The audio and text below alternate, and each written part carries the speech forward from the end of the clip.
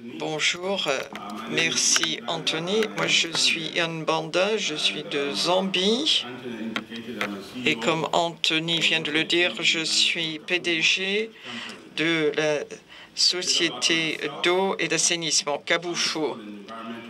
Je suis ingénieur civil et environnemental. J'ai 26-27 années d'expérience. J'ai une maîtrise en génie et je viens de terminer mon doctorat. Je vais faire cette présentation sur la planification financière stratégique, mais en tant qu'ingénieur, il m'est difficile de comprendre tous les éléments financiers, tous les termes financiers. Mais je me suis dit qu'avec mon expérience en tant que PDG dans un pays en voie de développement, responsable d'un service public, que je pourrais au moins l'expliquer du point de vue de mon expérience. Nous savons que pour un service public de ce type, il faut que ce soit un bon service pour tous. Mais dans les pays en voie de développement, il y a de nombreux défis. Il y a le problème de l'alimentation en eau. Du côté de l'assainissement, vous voyez que les services dans les rues ne sont pas efficaces.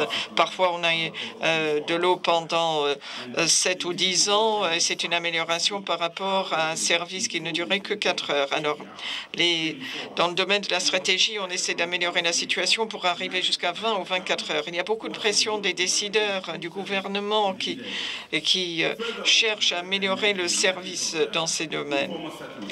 Et ensuite, vous avez les installations, les zones où vous avez des branchements informels. Vous avez un grand pourcentage de ces branchements informels dans les pays en voie de développement et c'est souvent une source de problèmes. Et vous voyez que le temps consacré à ces installations informelles représente peut-être 70% de vos efforts, mais pour la recette, ce n'est que 10%. Et dans d'autres domaines, vous avez 30% de vos efforts et 90% des revenus. Alors, il faut savoir comment trouver l'équilibre, mais je vais vous montrer un exemple où, en tant que compagnie des eaux ou que service public en Zambie, nous avons fait des progrès.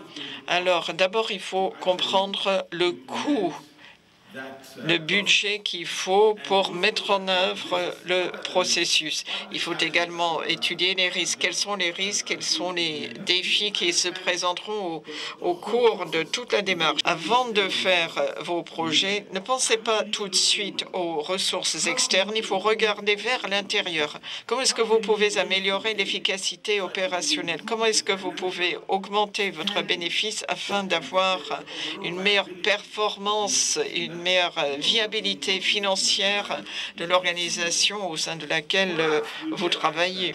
Dans le passé, beaucoup de clients n'avaient pas de compteur et nous avions énormément de gaspillage là où étaient les clients. Alors nous avons décidé que la première intervention serait d'installer des compteurs. Nous l'avons fait en commençant par les clients les plus aisés, ceux qui ont de grandes maisons, de grandes voitures, qui veulent laver leur voiture. Et nous avons installé un compteur. Un compteur vaut entre 40 et 50 euros. Mais nous avons trouvé qu'en quelques mois, nous avons pu récupérer cet investissement. Le retour sur l'investissement était amorti et nous avons pu générer des revenus. Et au fur et à mesure, nous avons amélioré l'efficacité. Nous avons eu accès après à des sources de financement, de petites bourses du gouvernement et d'autres organisations publiques. Mais il reste de nombreux défis. Il y a beaucoup de zones. Nous avons nos réservoirs qui sont en mauvais état. Dans les canalisations, il y a beaucoup de fuites. Il faut remplacer beaucoup de canalisations.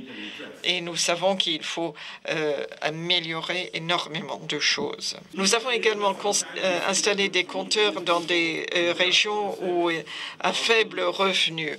Mais est-ce que ces personnes pouvaient se payer l'eau? Moi, je dirais oui. En installant des compteurs, nous avons trouvé que le système était plus équitable et que ces clients-là acceptaient plus facilement de payer. Il y a vraiment un bon niveau d'acceptation de la part de la population locale. Au fur et à mesure de cette démarche, nous avons pu attirer des capitaux externes. La semaine dernière, j'étais à Tokyo, j'étais là jusqu'à mercredi. Nous venons de signer une bourse de 5 millions de dollars accordée par le gouvernement japonais.